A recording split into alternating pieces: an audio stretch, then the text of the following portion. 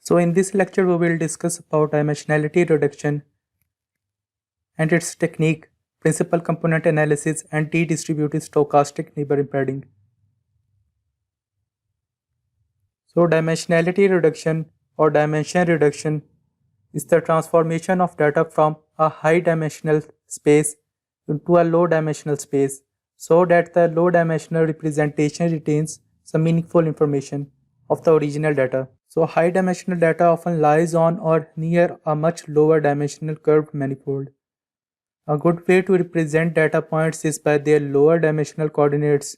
So one dimensional data set might be look like a line representation. We can represent one dimension into a single line. Data might contain different values around a single axis. But in case of two-dimensional data set, we draw something like that, x-axis and y-axis. If the data is of 3 dimension, then there is a third axis known as depth. But what about 4-dimension or 5th-dimensional data? It's hard to visualize data using this kind of graph method. So this is an example of data of house where area is in meter square and price in thousands of euros. One of the best method is to visualize it. So we can see after visualizing this data, there is some kind of relation between the two variables. As the house area in meter square is increasing, the price is also increasing. So we can say there is a positive correlation between two variables. Dimensionality reduction is a helpful tool for visualization as it maps high dimensional data to a lower dimensional while preserving structure. Tons of algorithms exist for dimensionality reduction. Two of them that we discuss in this video, principal component analysis and t-distributed stochastic neighbor embedding. If we talk about this data, most of the variation in the data seems to be along a single dimension that does not correspond to either x-axis or y-axis. So input might be a vectors of several hundred numbers depending on the situation.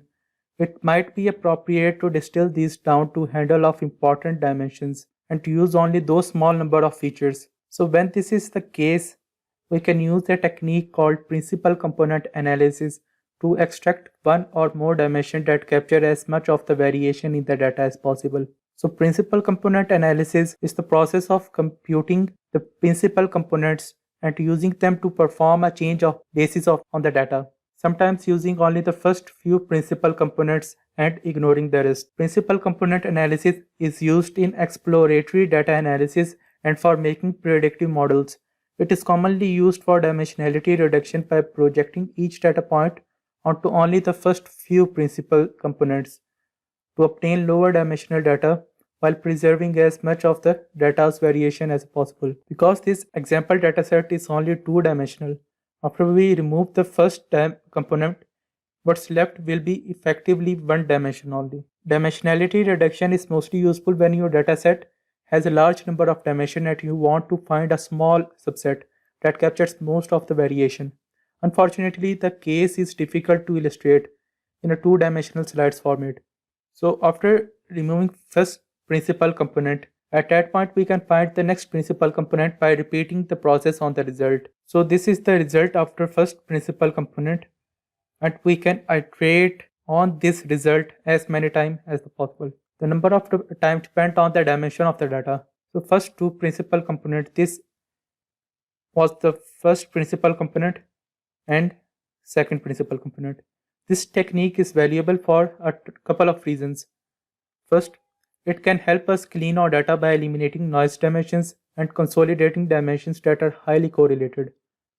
Second, after extracting a low dimensional representation of our data, we can use a variety of techniques that don't work as well on high dimensional data. So in case of high dimensional data, all the dimensions are not equally important. So we use only those dimensions that are more important for visualization of the results. So basically there are two types of dimensionality reduction, but there are multiple techniques. These two methods are global methods that assume that all pairwise distance are of equal importance. It chooses the low dimensional pairwise distance to fit the high dimensional ones using magnitude or rank ordered. But the local methods assume that only local distances are reliable in higher dimensional.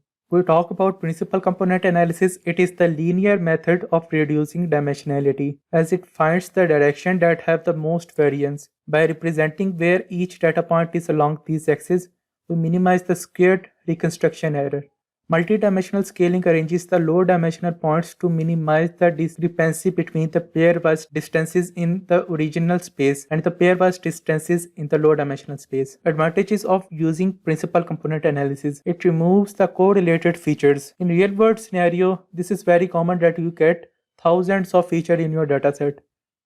You cannot run your algorithm on all the features as it will reduce the performance of your algorithm. It will not be easy to visualize that many features in any kind of graph. For example, in case of 200 dataset, 200 dimensional dataset, or 400 or up to thousands of dimensional dataset, you must reduce the number of features on your dataset. You need to find out the correlation among the features. Finding correlation manually in thousands of features is nearly impossible.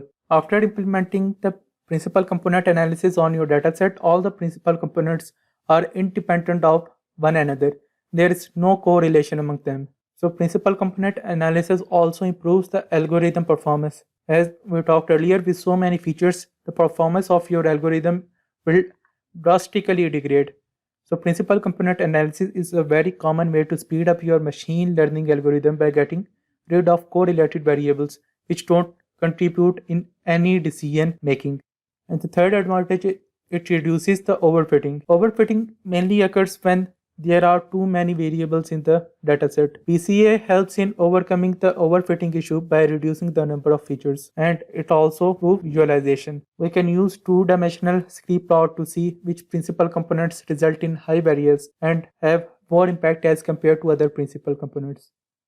Even the simplest iris dataset have four-dimensional data, which is hard to visualize.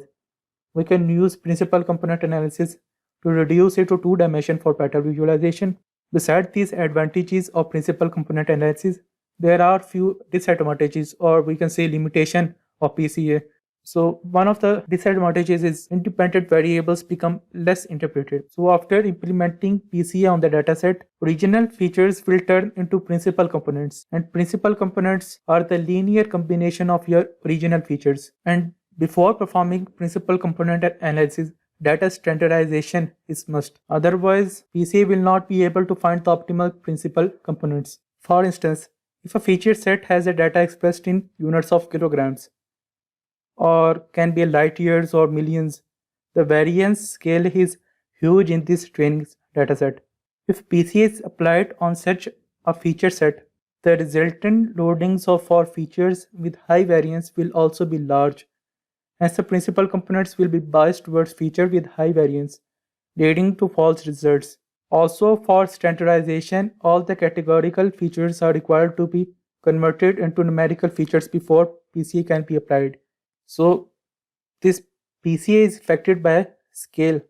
So, you need to scale the features on your data before applying PCA. This can be done if you are applying using scikit-learn library. Standard scaler can be used for standardize the dataset features onto unit scale, in which mean is equal to 0 and standard deviation is 1, which is requirement for the optimal performance of many machine learning algorithms. And the third one is information loss. Although principal components try to cover maximum variance among the features in a dataset, if we don't select the number of principal components with care, it may miss some information as compared to the original list of features. Both PCA and t-SNE, which is t-distributed stochastic neighbor embedding, are the dimensionality reduction techniques in machine learning and efficient tools for data exploration and visualization. In this, we will compare both PCA and t-SNE. We will see the advantages and disadvantages limitation of t-SNE over PCA. It handles the non-linear data efficiently.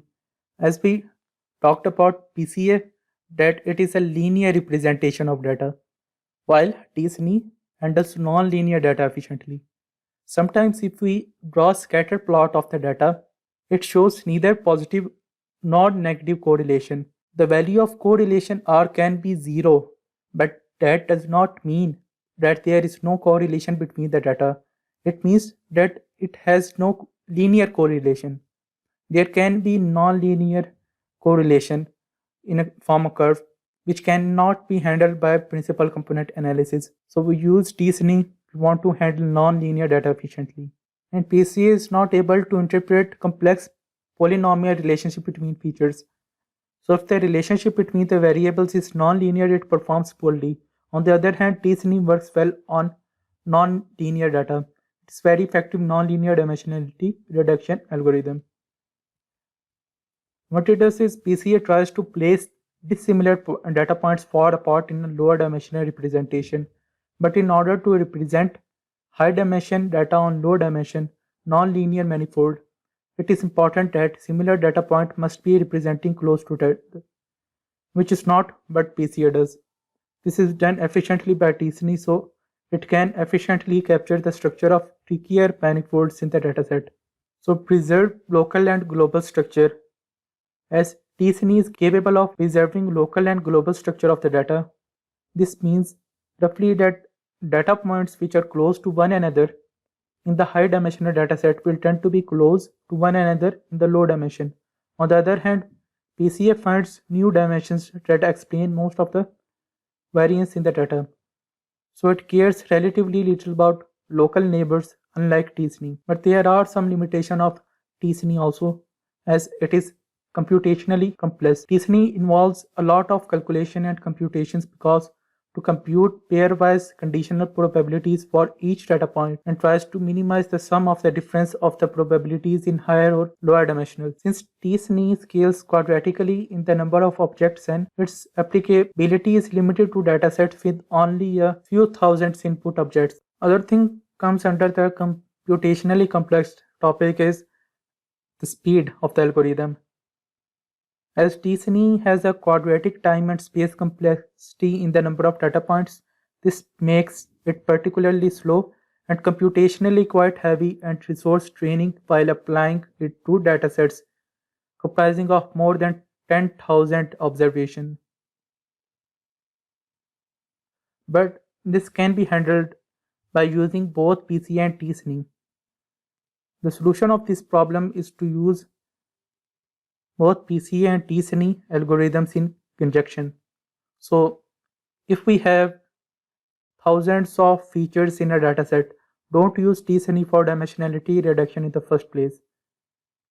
First use PCA to reduce the dimension to a reasonable number of features, and then you can run t-SNE to further reduce the dimension. The second thing is non-deterministic. Sometimes different runs with same hyperparameters may produce different results. So you won't get exactly the same output each time you run it, though the results are likely to be similar, but not exactly the same. So it also requires a hyperparameter tuning. As t-SNE involves hyperparameter to be tuned unlike PCA, as PCA does not have any hyperparameter. Handling hyperparameter incorrectly may lead to unwanted results. Also, there are some noisy patterns that may be found in random noise as well. So multiple runs of the algorithm with a different set of hyperparameters must be checked before deciding if a pattern exists in the data. So principal component analysis and t-SNE, who discuss both in the topic, both are applicable in different areas, such as PCA can be used in quantitative finance, but in case of t-SNE, which is distributed stochastic neighbor embedding, it is more on a non-linear dataset, and both can be applied using scikit-learn. It is a popular machine learning toolkit in Python. Implement t-SNE with both exact solution and the barn search approximation. Also, scikit-learn has a wide variety of matrix decomposition functions, including principal component analysis.